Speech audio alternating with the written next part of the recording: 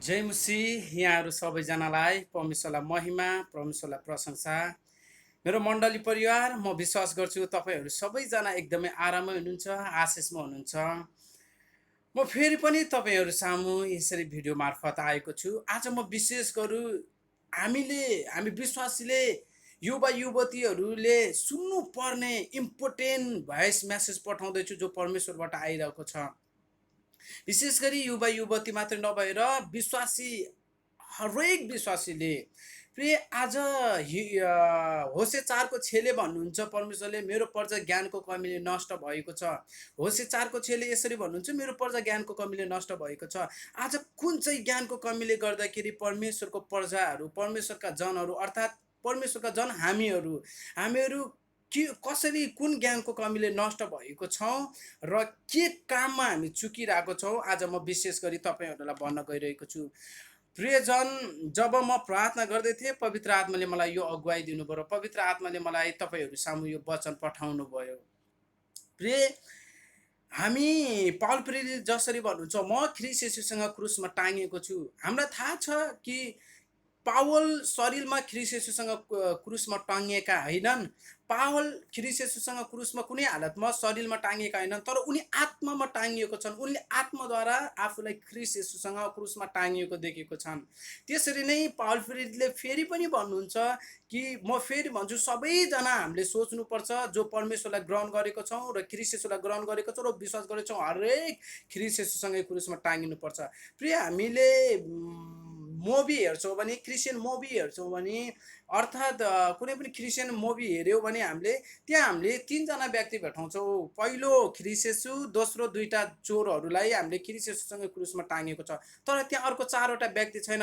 अब त्यो चारवटा व्यक्ति मध्ये तपाईँ र मलाई, तपाईँले, हामीले सबैजनाले आफू स्वयंलाई त्यो ख्रीष्ट येशूसँगै क्रुसमा टाँगिएको देखौँ। त्यो चारवटा क्रुसमध्ये एउटा क्रुसमा हामीहरू टङ्गिएका छौँ। आमेन, प्रेज द लर्ड। दोस्रो कोरिन्थी 5:21ले यसरी भन्नुहुन्छ, प्रिय मण्डली परिवार, हामी धर्मी व्यक्तिहरू हौँ। होसे चारको छेले भन्नुहुन्छ मेरो पर्जा ज्ञानको कमीले। आज जुन ज्ञान कमी भएको छ, जुन ज्ञान परमेश्वरबाट मागेको छैनन्, परमेश्वरको वचन अनुसार हिँडेको छैनन्, परमेश्वरको वचन अनुसार जिएको छैनन्, त्यो ज्ञान चाहिँ मानिसहरूमा कमी भएको छ। अनि मानिसहरूमा त्यो ज्ञान एकदम कम हुँदै गएको छ। कुन ज्ञान हो त? हामी ख्रीष्ट येशूसँग मरेको छौँ, गाडेको छौँ र बौरी उठेको छौँ। हाम्रो पुरानो अस्तित्व ख्रीष्ट येशूसँगै मरेको छ भन्ने कुरालाई कन्फर्म गरेको छैनन्। प्रियजन, पावल प्रेरित यसरी पनि भन्नुहुन्छ, म विगतका कुराहरूलाई बितेका कुराहरूलाई ध्यानमा राख्दिनँ, बितेका कुराहरूलाई म सम्झिने छैन र आउने दिनहरूलाई म पक्रिकन अगाडि बढाउनेछु, अगाडि बढ्नेछु। म यो भन्दिनँ कि म एकदम शक्तिमा बढेको छु, तर म यो विश्वास गर्छु कि म आउने दिनहरूलाई अगाडि सबातेर अगाडि बढिकन तीव्र गतिले बढ्नेछु भनेर पावल प्रेरित यसरी भन्नुहुन्छ। प्रियजन, हामी आज परमेश्वरका जनहरू हौ, परमेश्वरका छोराछोरी हौ, त आज हामी शरीरमा छौँ। हामी आत्माद्वारा क्रुसमा टङ्गिएका छौँ, मरेका छौँ, गाडिएका छौँ, बौरी उठेको छौँ। तर हाम्रो त्यो मरेको शरीरमा त हामी धारणा गरेको छौँ, हामी जिएको छौँ। यो शरीरले जानी नजानी कुनै समयमा यस्तो पाप गरी पठाउँछ, यस्तो गल्ती काम गरी पठाउँछ। तर त्यो गल्ती काम गर्दैमा तपाईँ र म पापी होइन, तपाईँ र म पापी होइन। तर हाम्रो कोसिसले हामी धर्मी बन्न सक्दैनौँ। त्यसकारण ख्रीष्ट येशूको परमेश्वरको अनुग्रहद्वारा ख्रीष्ट येशूमा हामी सित्तैमा धर्मी भएको छौँ। दोस्रो कोरिन्थी 5:21ले यसरी भन्नुहुन्छ, दोस्रो कोरिन्थी 5:21ले यसरी भन्नुहुन्छ, किनकि हामी उहाँमा परमेश्वरको धार्मिकता बन्न सकौँ भनेर पाप नचिन्नु हुने परमेश्वरले हाम्रो खातिर पाप बनाउनु भयो।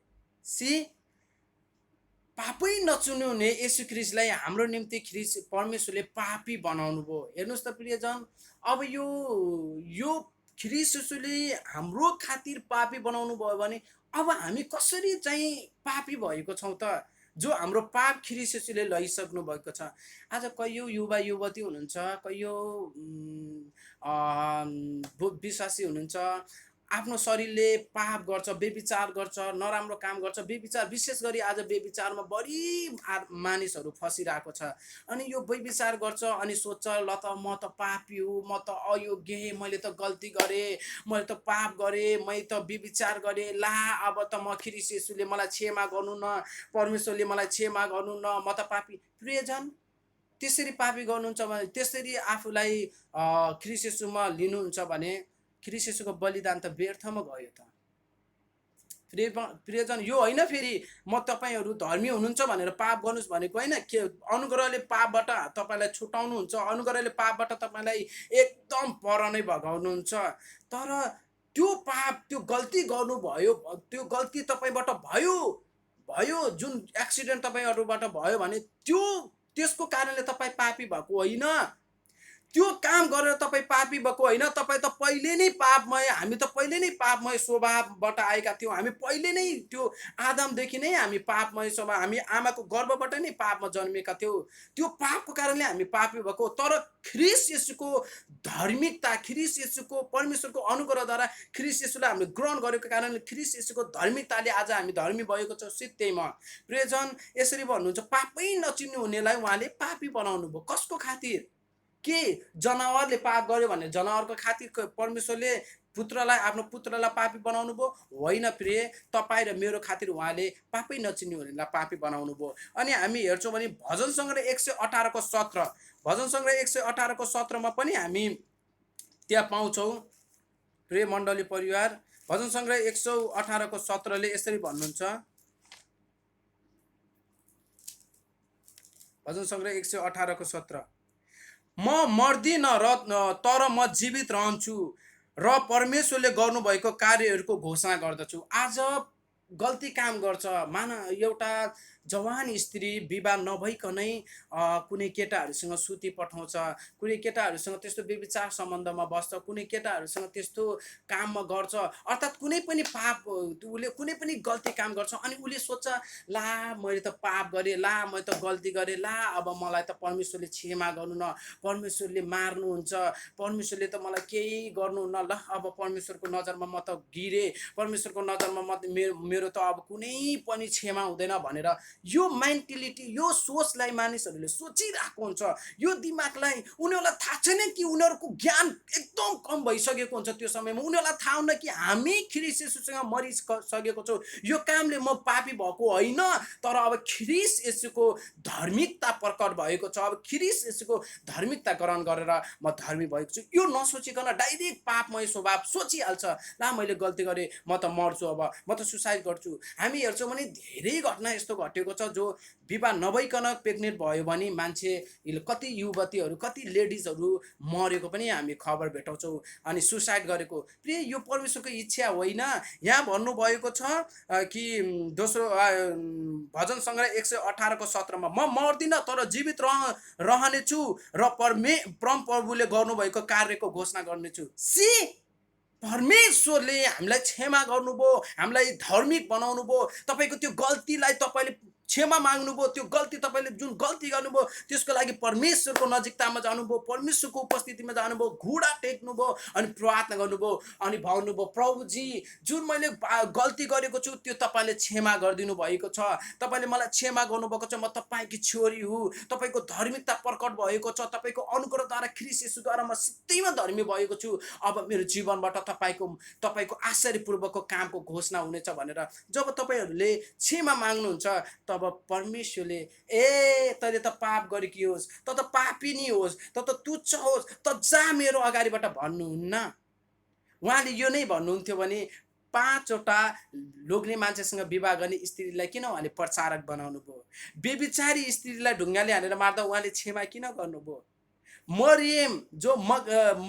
मरियम जो मार्था र लाजरसको दिदी, मार्थाको बहिनी मरियम पनि एउटा व्यभिचारी स्त्री थिइन्, किन उहाँलाई क्षमा गर्नुभयो? प्रिय, उहाँले पापीलाई मार्ने नै भइदिएको भए उहाँ किन आफू मर्नुभयो? स्वयं परमेश्वरले आफ्नो पुत्रलाई किन मार्नुभयो? Never, nothing. परमेश्वरले मार्नुहुन्न तपाईँलाई र मलाई। परमेश्वरले त हामीलाई जी उठाउनुहुन्छ।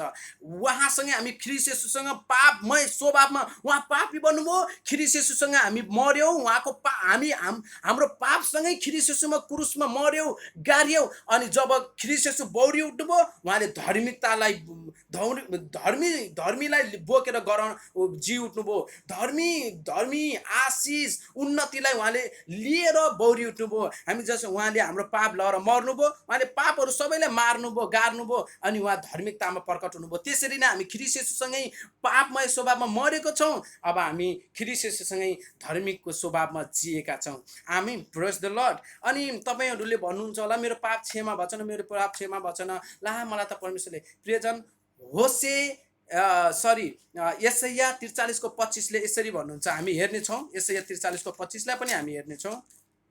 रिबान डोलो रोबोसिया रिखा रबान डोलोरियास्ता। यसैया 43 को 25 यसरी भन्नुहुन्छ, म उही हुँ जसले तेरो अपराध अनि मेरो आफ्नै खातिर मेटिदिन्छु र तेरो पापहरूलाई सम्झिने छैन। आमीन। उहाँले हाम्रो पापहरूलाई सम्झिनु हुने छैन, हाम्रो अपराधहरूलाई सम्झिनु हुने छैन। यही वचन एकै ठाउँमा बोलेको छैन। तपाईँहरूले हिब्रूको पुस्तकमा भेटाउनु भयो भने हिब्रूको पुस्तकमा पनि तपाईँले यही वचन तपाईँले 2 ठाउँमा दोहोऱ्याएको पाउनुहुन्छ। हिब्रू 8:12 यसरी भन्नुहुन्छ कि किनभने तिमीहरूको अपराध म क्षमा गर्नेछु र तिमीहरूका पाप फेरि कहिले सम्झिने छैन। फेरि अब यही वचनलाई फेरि हिब्रू 10:17 पनि उहाँले बोल्नु भएको छ। हिब्रू 10:17 यसरी भन्नुहुन्छ, तब उहाँ भन्नुहुन्छ तिमीहरूको पाप र तिमीहरूका दुष्कर्म म फेरि सम्झिने छैन। परमेश्वरले यति धेरै वचन यो 2-3 धेरै ठाउँमा यसरी बोल्नुपर्छ कि यो कसको कारणले हो? के तपाईँ र म अझै पापमय स्वभाव? प्रिय, साँच्चै नै होसे 4 को 6 भने झैँ आज परमेश्वरको प्रजाहरू ज्ञानको कमीले नष्ट भएको छ। थाहा छैन उनीहरूलाई कि म पनि ख्रीष्ट येशूसँगै क्रुसमा टाँगिएको छु र उहाँको धार्मिकतासँगै म पनि प्रकट भएको छु भन्ने कुरालाई थाहा हुँदैन। तर हो प्रिय, हामी शरीरमा वास्तवमा ख्रीष्ट येशूसँग क्रुसमा टाँगिएको छैनौँ, तर हामीले आत्माद्वारा उहाँसँग क्रुसमा टाँगिएको छौँ।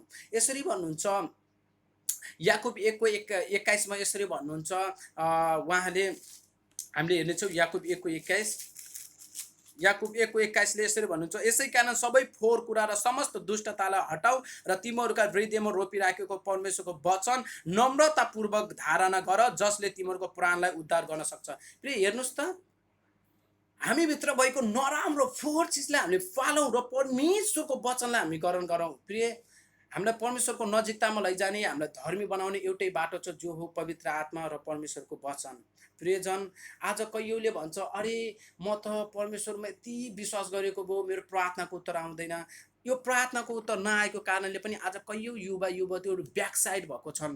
कयौँ युवा युवतीहरू पापमै स्वभावमा जिएको छन्, गल्तीमा गल्ती गर्दै गएको छन्, पापमा गर्दै गएको छन्। तर प्रियजन, परमेश्वरले आहिस्ता आहिस्ता एकदम बिस्तारै बिस्तारै काम गरिराख्नु भएको हुन्छ हाम्रो जीवनमा। उहाँले इजरायलीहरूलाई मिश्र देशबाट कनान देशमा लिँदाखेरि एकै वर्षमा एकै दिनमा उहाँले कनान देशमा पुगाउनु भएन। उहाँले सक्नुहुन्थ्यो लिनलाई, उहाँले एकै वर्षमा पुगाउन सक्नुहुन्थ्यो, तर पनि उहाँले बिस्तारै बिस्तारै 40 वर्षसम्म त्यो बाटोमा उहाँले किन डोराउनु भयो?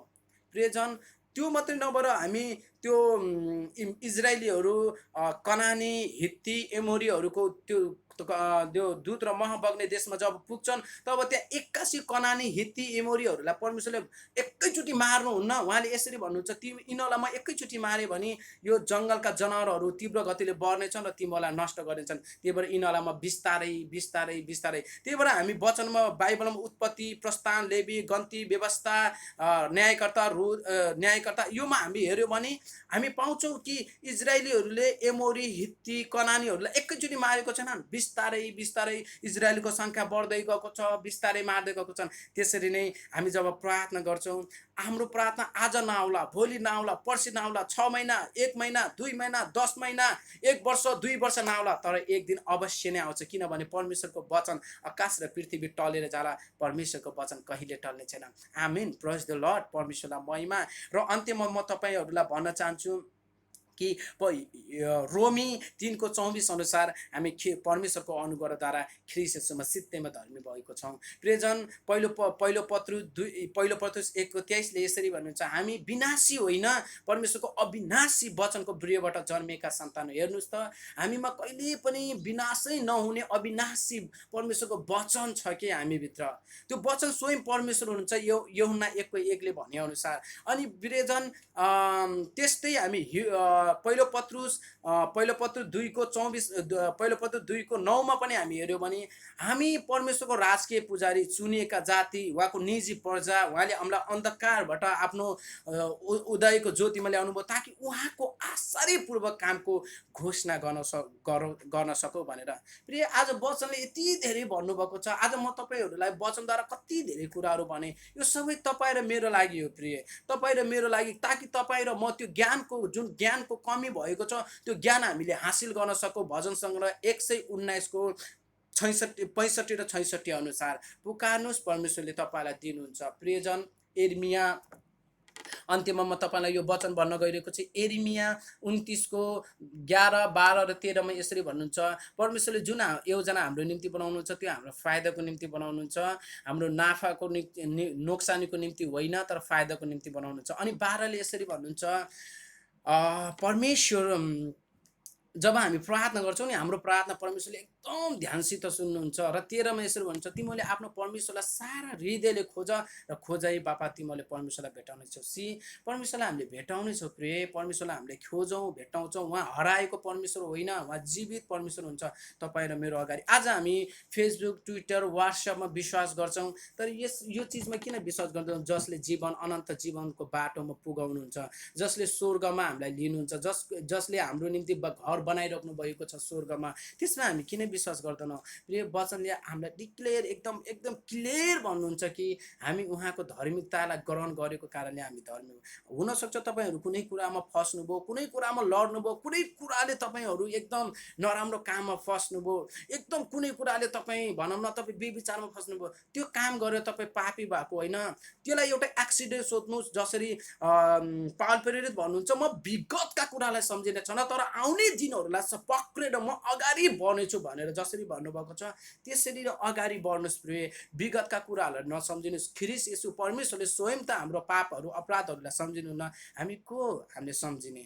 प्रियजन, अन्त्यमा म तपाईँहरूलाई यही भन्छु, युवा युवती हो, तपाईँहरू क्याम्पस कलेज पढ्नुहुन्छ होला, यो अवस्थामा तपाईँको बोयफ्रेन्ड गर्लफ्रेन्ड होला, तपाईँको बोयफ्रेन्डले कस्तो खालको कुरा गर्छ, एकदम सचेत हुनुहोस्।